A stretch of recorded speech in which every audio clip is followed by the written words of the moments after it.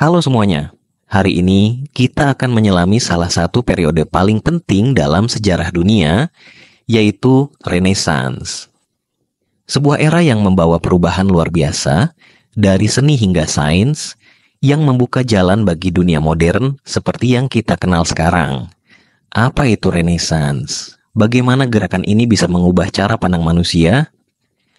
Mari kita temukan jawabannya bersama dalam perjalanan menelusuri sejarah yang penuh warna ini.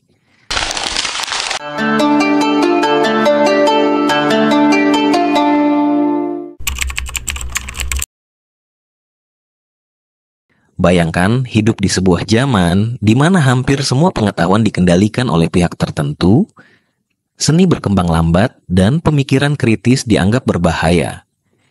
Itulah gambaran sebagian besar Eropa selama abad pertengahan.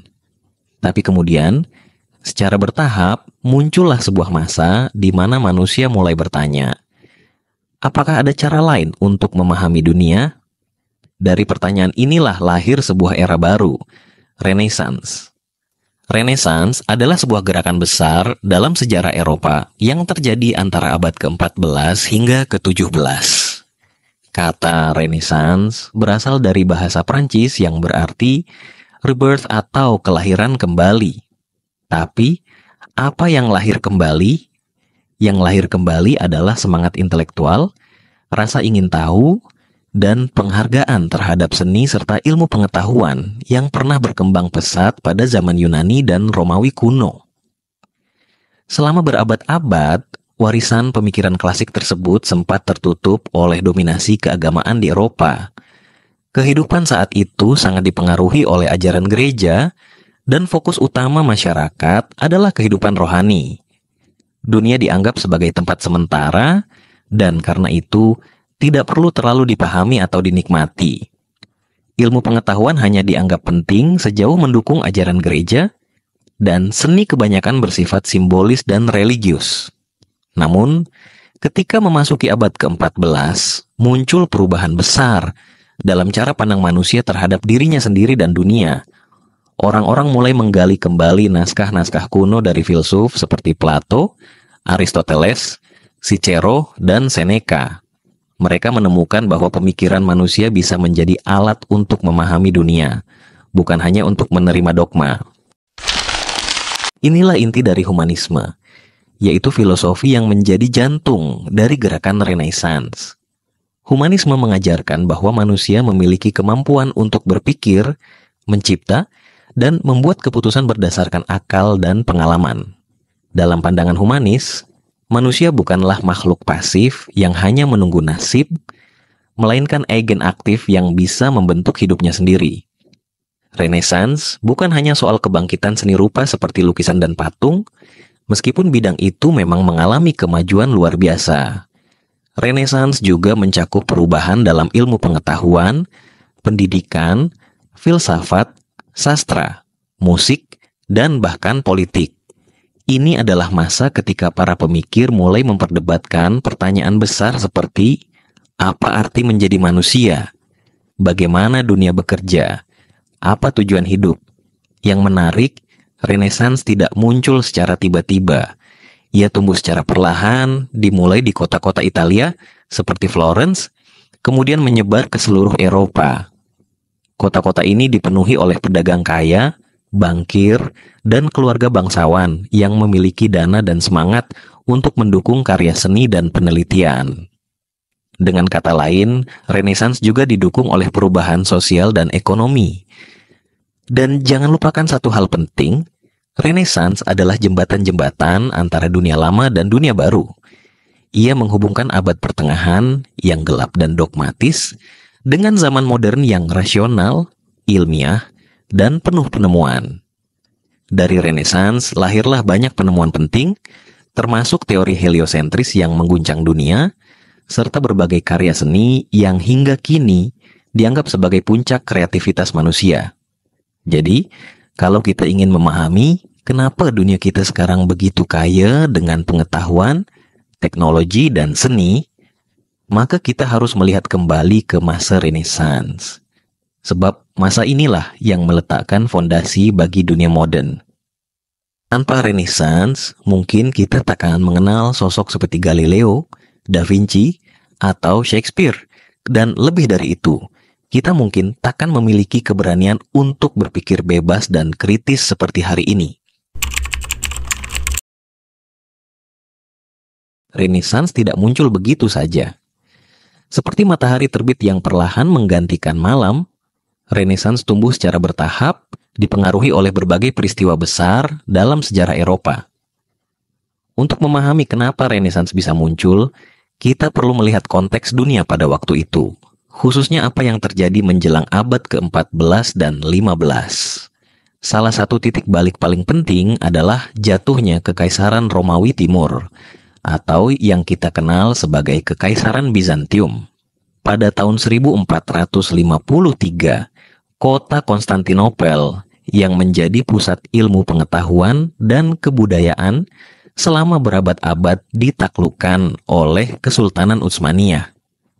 Peristiwa ini mendorong banyak cendekiawan dan sarjana Yunani melarikan diri ke Eropa Barat, terutama ke Italia.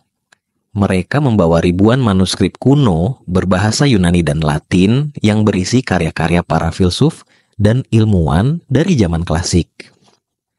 Kedatangan manuskrip-manuskrip ini seperti membangunkan Eropa dari tidur panjang. Banyak pemikir muda di Italia mulai mempelajari bahasa Yunani, menerjemahkan naskah-naskah tua, dan terinspirasi oleh cara berpikir para filsuf zaman kuno yang lebih rasional dan terbuka. Tapi itu bukan satu-satunya faktor. Beberapa abad sebelumnya, telah terjadi serangkaian perang salib, perang antara kerajaan Kristen Eropa dan dunia Islam di Timur Tengah. Meskipun secara militer tidak selalu berhasil, perang salib membuka jalan bagi pertukaran budaya dan ilmu pengetahuan. Dunia Islam pada saat itu jauh lebih maju dalam bidang matematika, astronomi, kedokteran, dan filsafat.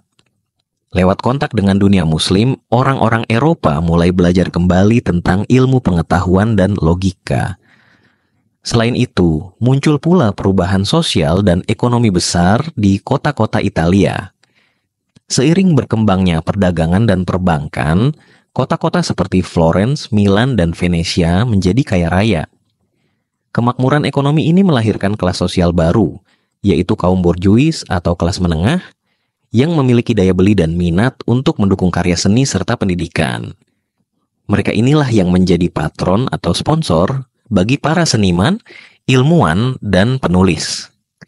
Faktor penting lainnya adalah bangkitnya gerakan humanisme, yaitu semangat untuk mengkaji kembali karya-karya klasik dan menempatkan manusia sebagai pusat dari segala pemikiran. Humanisme tidak menolak agama, tapi ia menekankan bahwa manusia juga punya kemampuan untuk berpikir dan menciptakan kebenaran melalui pengalaman hidup dan akal budi. Semua faktor ini saling berkaitan dan membentuk semacam ledakan intelektual yang pada akhirnya kita kenal sebagai Renaissance. Bisa dibilang, Renaissance lahir dari kombinasi antara tragedi sejarah, pertukaran budaya, kemajuan ekonomi, dan kebangkitan pemikiran. Jadi meskipun sering digambarkan sebagai zaman keemasan yang indah, Renaissance sebenarnya lahir dari kondisi dunia yang penuh gejolak dan perubahan. Kalau Renaissance adalah sebuah api yang menyala, maka Italia adalah tempat pertama di mana api itu berkobar. Di abad ke-14 dan 15, Italia bukanlah satu negara seperti sekarang.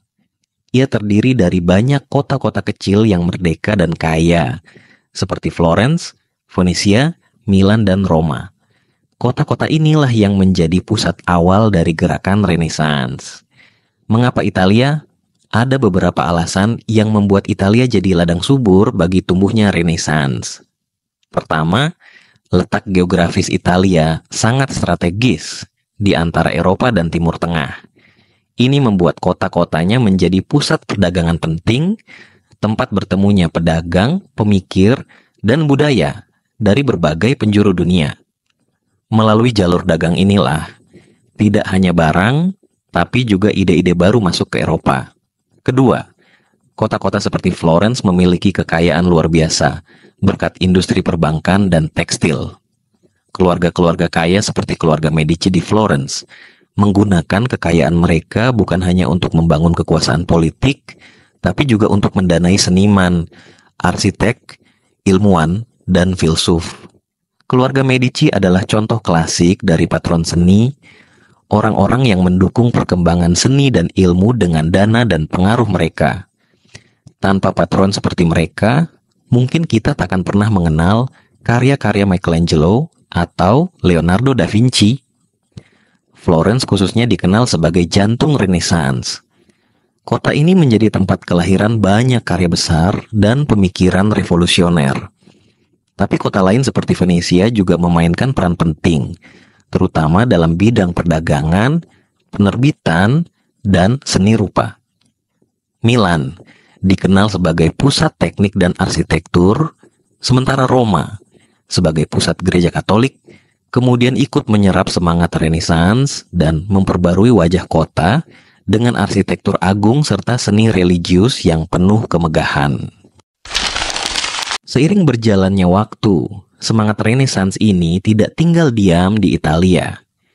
Ia menyebar ke seluruh Eropa Barat dan Tengah, menghasilkan variasi gerakan Renaissance di berbagai negara.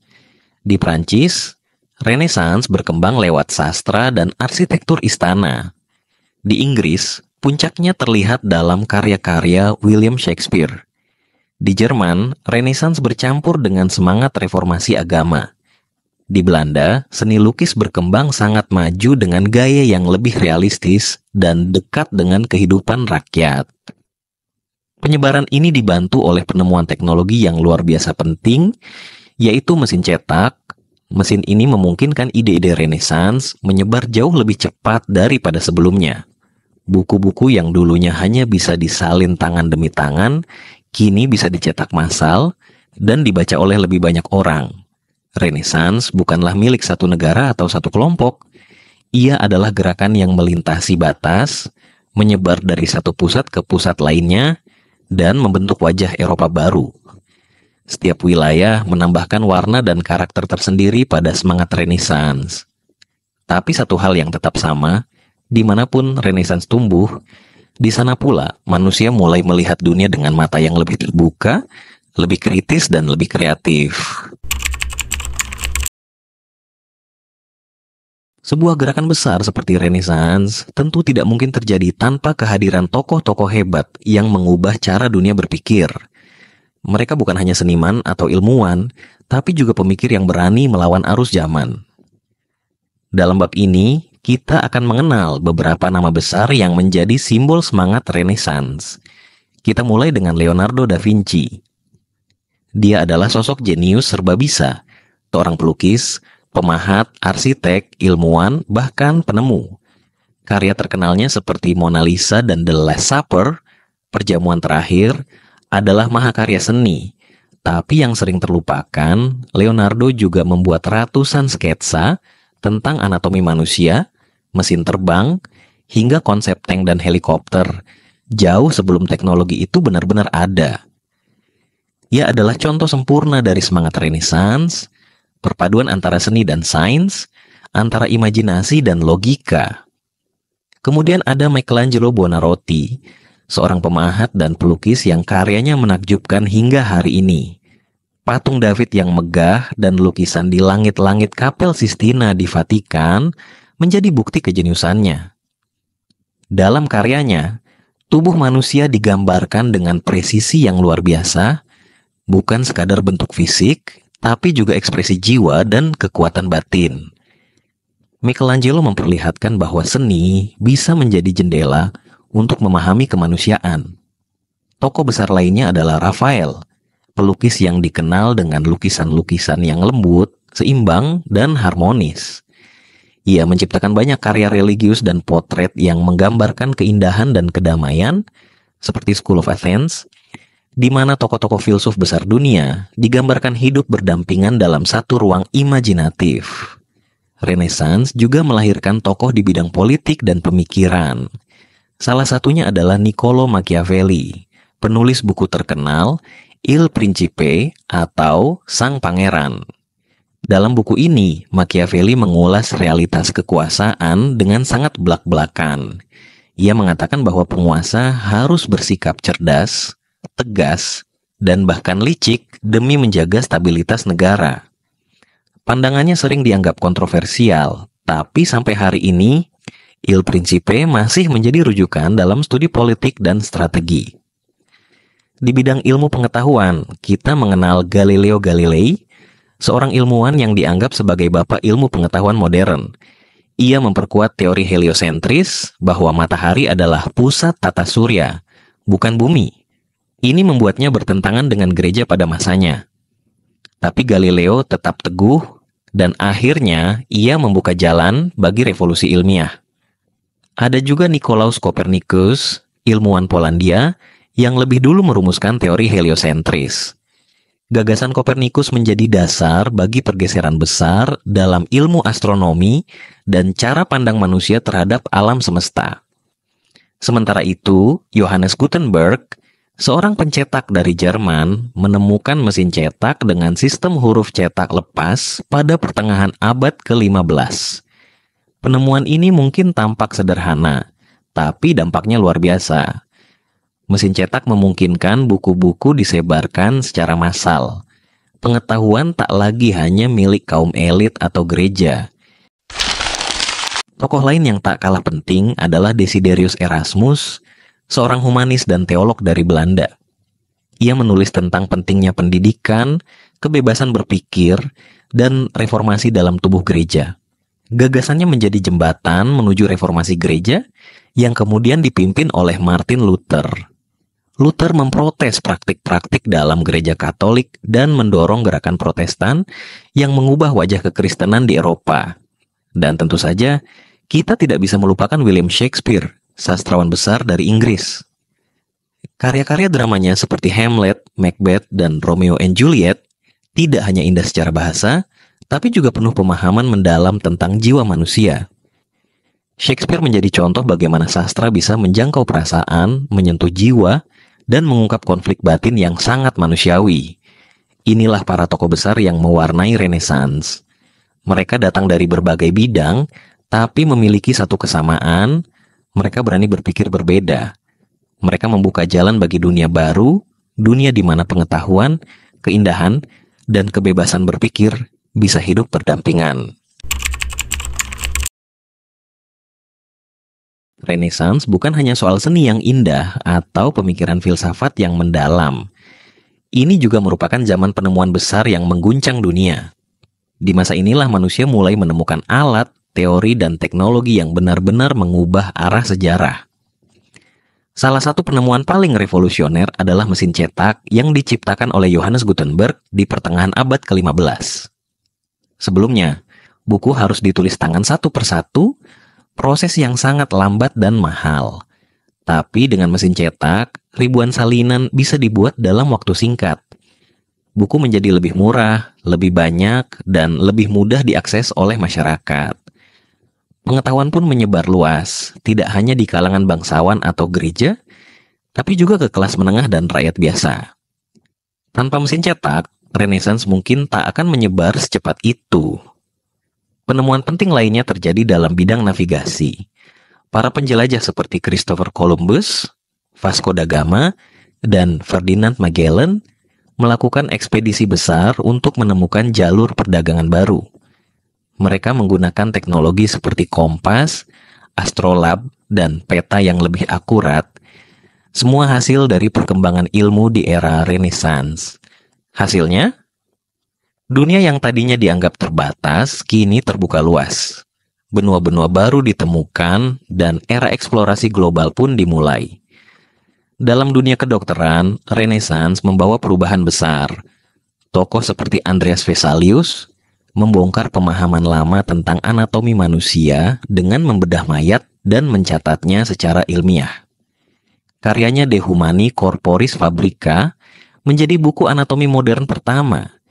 Ia menegaskan pentingnya pengamatan langsung dibandingkan sekadar percaya pada ajaran kuno. Begitu juga dalam matematika dan astronomi. Nikolaus Kopernikus muncul dengan teori heliosentris, teori yang mengatakan bahwa matahari adalah pusat tata surya, bukan bumi. Ini bertentangan dengan kepercayaan umum pada zamannya yang didukung gereja. Penemuan ini menjadi awal dari pergeseran besar dalam cara pandang manusia terhadap alam semesta. Setelah itu, Galileo Galilei mengembangkan teleskop dan memperkuat bukti-bukti teori ini. Ia juga menekankan pentingnya eksperimen dan metode ilmiah dalam penelitian. Tak kalah penting, ada juga inovasi dalam bidang militer dan teknologi praktis. Banyak desain senjata baru, benteng pertahanan, hingga mesin-mesin teknik dirancang selama era ini. Bahkan Leonardo da Vinci pun membuat sketsa rancangan tank, kapal selam, dan mesin terbang, semuanya jauh melampaui zamannya.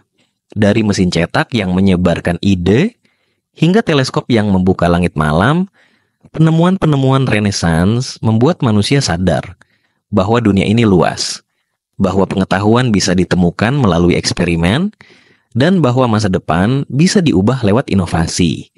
Itulah mengapa Renaissance bukan hanya masa kelahiran kembali seni dan budaya, tapi juga kelahiran kembali akal dan penemuan. Tanpa inovasi-inovasi ini, kita mungkin tidak akan sampai pada zaman modern seperti sekarang. Setelah memahami penemuan-penemuan besar dan tokoh-tokoh luar biasa dalam Renaissance, pertanyaannya adalah, apa dampaknya? Apakah gerakan ini hanya berhenti pada seni dan ilmu, ataukah ada perubahan lebih besar yang terjadi setelahnya? Jawabannya, dampaknya luar biasa besar, bahkan masih kita rasakan sampai sekarang. Yang pertama, Renaissance mengubah cara berpikir manusia. Sebelum Renaissance, kehidupan sangat dipengaruhi oleh pandangan teosentris, yaitu bahwa segala sesuatu berpusat pada Tuhan dan agama.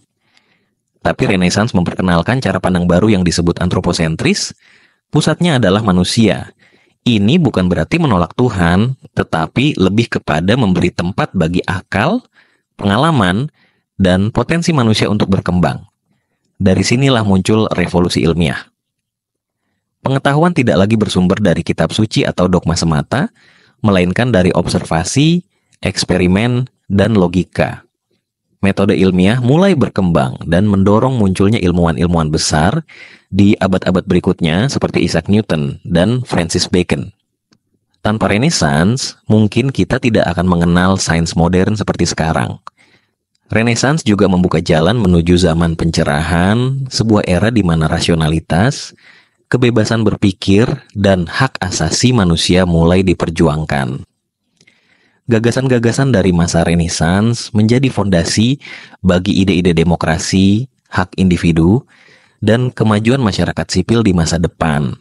Di sisi keagamaan, dampak Renaissance terlihat jelas melalui reformasi gereja yang dipicu oleh tokoh seperti Martin Luther.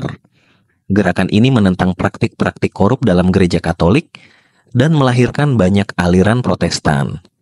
Dunia Kristen yang sebelumnya bersatu di bawah satu gereja besar, kini terpecah, dan meski penuh konflik, hal ini juga membuka ruang bagi kebebasan beragama dan diskusi teologis yang lebih luas.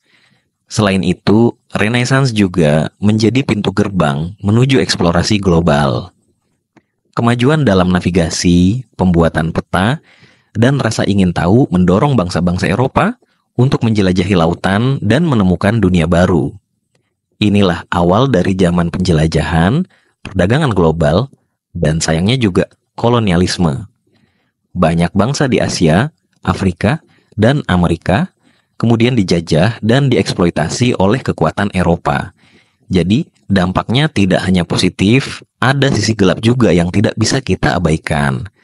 Namun, secara keseluruhan, Renaissance menjadi titik balik besar dalam sejarah dunia.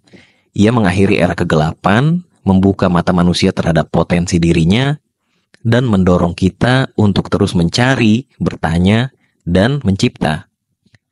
Dari pendidikan, seni, politik, hingga teknologi, semua mendapat dorongan baru yang membawa kita ke dunia modern seperti sekarang.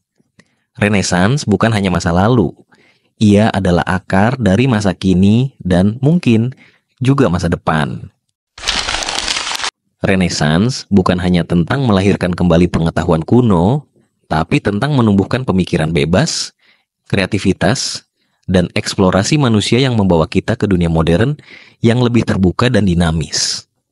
Dan itu dia, akhir dari pembahasan kita mengenai Renaissance.